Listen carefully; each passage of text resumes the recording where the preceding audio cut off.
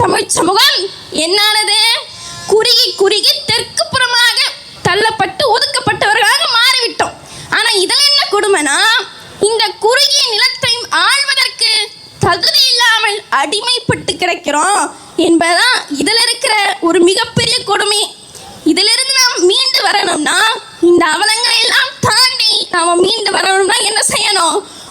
உயிர் நியமிக்க ஒரு தூய தமிழ் தேசிய அரசியலை படைக்க எங்களோடு இணைந்து வாருங்கள். நாம் தமிழராய் புதியதோ தேசம் செய்வோம். மக்கள் புரட்சியால் அதை உறுதி செய்வோம். இலக்கு ஒன்றுதான், இனத்தின் விடுதலை. உறுதியாக நாம் வெல்லுவோம். இதை உறக்க உலகிற்கு சொல்லுவோம். நாம் தமிழர்.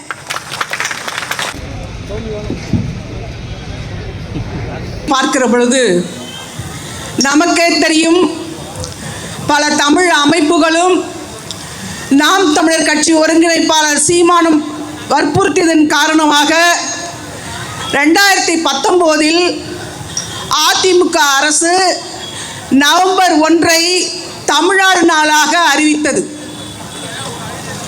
அந்த நாளை நாம் இதை சொல்லி தான் அதையே வர வச்சோம்.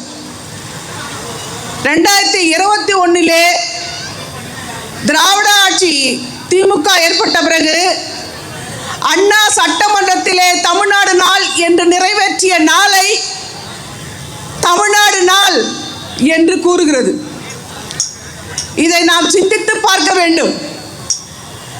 நம்முடைய இனத்தை சார்ந்தவன் மனநலம் மண்ணுயிர்க்கு ஆக்கம், இனநலம் எல்லா புகழையும் தரும். இதான் வள்ளுவம். மனசு நல்லா இருக்குன்னா தான் உயிர் நல்லா இருக்கும். நம் இனம் நல்லா இருந்தால் தான் நாம் நல்லா இருப்போம். மனநலம் மண்ணுயிர்க்கு ஆக்கம், இனநலம் எல்லா புகழையும் தரும் என்று வள்ளுவம் கூறுவதை உணர்ந்துதான் நாம் நினைவிருக்கிறதா இந்தி எதிர்ப்பு பேரணியும் தமிழ்நாடு நாள் விழாவும் 2022 அன்று கொண்டாடப்பட்டது நினைவிருக்கிறதா? குடும்பம் குடும்பமாக தமிழ்நாட்டு கொடியை ஏந்திக்கொண்டு மூளை முடுக்கிலே நம்மை அந்த கால்வாயின் அருகிலே கூவத்தினுடைய கால்வாயிலே நம்மை நடக்க விட்டு நம்மை எந்த அளவுக்கு ஒதுக்கி வைத்தார்கள். அந்த நிலை மாற வேண்டும் என்று சொன்னால் 2026 இந்த இடத்தில் தமிழ்நாடு நாள் நடக்கக்கூடாது. சட்டப்பேரவையிலே ஒரு வார விழாவாக இது நடைபெறும். இந்த கனவு நிறைவேற வேண்டும் என்றால் ஒவ்வொரு தமிழன் மனதிலும் தமிழ்நாடு நாம் தமிழர் கட்சிக்கு போய் வாக்கு விழ வேண்டும். வாக்கு விழ வேண்டும் என்றால் இந்த நல்ல நாளிலே எல்லாரும் நினைவு கூறுங்கள், ஒருவர் 10 பேரை சேர்த்தால் போதும். உறுதி கொள்ளுங்கள் தமிழர்களே, ஒருவர் 10 பேரை சேர்த்தால் போதும், நாம் தமிழர் ஆட்சி மலர்ந்துவிடும். நான் தமிழ்நாடு என்ற வரலாற்று குறிப்புக்கு வருகிறேன். ஏதோ இவங்க வந்துதான் தமிழ்நாடுனே நமக்கு தெரிஞ்ச மாதிரி பேசுறாங்க. இல்லை மக்களே, சிலப்பதிகாரம் கிபி 2ஆம் நூற்றாண்டு. அந்த சிலப்பதிகாரத்திலே வஞ்சி காண்டத்திலே சேரன் செங்குட்டுவன் காட்சி காதையிலே சேரன் செங்குட்டுவன் கண்ணகிக்கு சிலை எடுக்க இமயத்துக்கு போவதற்காக ஒரு ஆலோசனை கூட்டம் நடத்துறான். அந்த அமைச்சர் கூட்டத்திலே வில்லவன் கோதை கூறுகிறார், நான் எப்படி இமயமத்துக்கு சென்று ஆரியர்களை அடிமைப்படுத்தி கொண்டு வந்து விடுவேனா என்ற ஐயத்தை சொல்கிறான். அப்பொழுது சிலப்பதிகாரம் கூறுகிறது, இமிழ்கடல் வேலி தமிழ்நாடு ஆக்கிய இது நீ கருதினை யாயின் ஏற்பவர் முதுநீர் உலகில் ஒருவரும் உண்டோ.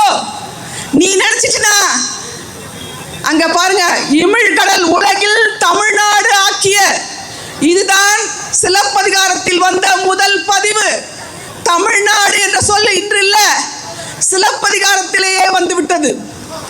அடுத்து பார்த்தோம் என்றால் தொல்காப்பியத்திலே பாயிரம் பாடலை ஏற்றுகிற பணம்பாரதர் வடவேங்கடம் தமிழ் குமரி ஆயிடை தமிழ் கூர் நல்லுலகம் சொல்லிட்டார். அப்பவே வடவேங்கடம் தமிழ் குமரி ஆயிடை தமிழ் கூறு நல்லுலகம் அப்படின்னு சொல்லியிருக்கிறாரு. அங்கேயும் தமிழ்நாடு வந்துட்டது. இது நமக்கு தொல்காப்பியம் இலக்கணம். முதல்ல பார்த்தது காப்பியம், இப்போ இலக்கணம் பார்த்துருக்கோம். அடுத்து தொல்காப்பியத்தில் இன்னொரு வருது. தொல்காப்பியத்தில் சொல்லதிகாரத்தில் கிளவியாக்கன்னு ஒன்று இருக்கு. அதில் வினாவை விட எப்படியா சொல்லணும் அப்படின்னு ரொம்ப அழகாக விளக்குறாரு தொல்காப்பியர்.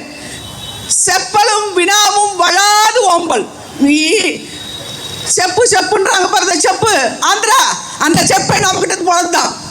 செப்பும் வினாவும் வளாது ஓம்பல், வினாவும் விடையும் வளாமல் பாதுகாக்க வேண்டும். எப்படி? அதுக்கு இளம்பூர்ணர் உரை எழுதுறாரு. இளம்பூர்ணர் காலம் என்ன தெரியுமா? 11ஆம் நூற்றாண்டு. இளம்பூர்ணர் 11ஆம் நூற்றாண்டிலே உரை எழுதுகிறார். தமிழர்களே, என்ன அதுக்கு என்ன விடை எழுதணும்? வினா எப்படி இருக்கணும்? நும் நாடு எது என கேட்டால் தமிழ்நாடு என்று அறிக. எப்படி பாருங்க, நும் நாடு எது என கேட்டால் தமிழ்நாடு என்று அறிக. இளம்பூர்ணர் உரை 11ஆம் நூற்றாண்டு. மனசுல இருக்கணும். ஏதோ தமிழ் தமிழ் தமிழ்னு நமக்கு ஒரு சின்ன ஒரு மாயை போட்டு இவங்க தான் தமிழ் வளர்த்த மாதிரி பேசிட்டு இருக்காங்க. செம்மொழி என்ற பெயரே நம்மகிட்ட முன்னாடியே வந்துடுச்சு. இது நாம் இந்த காலத்தை நாம் அப்படியே நினைத்து பார்க்க வேண்டும். அதுக்கு அடுத்ததாக பார்த்தோம்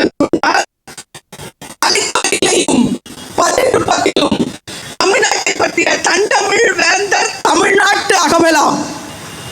இது பரிபாடல்.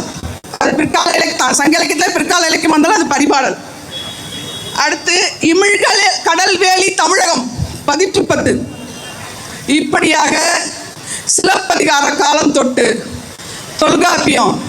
தொல்காப்பிய உரை எழுதிய இளம்பூர்ணர் இப்படி வழி வழியாக தமிழ்நாடு தமிழ்நாடு வந்திருக்கிற பொழுது நீ யார் தமிழ்நாடு நாளை மாற்றுவதற்கு என்ற வினாவை நாம் எழுப்ப வேண்டும். நம்ம கிட்ட எதுவுமே இல்லை, அது எதுவுமே இல்லை.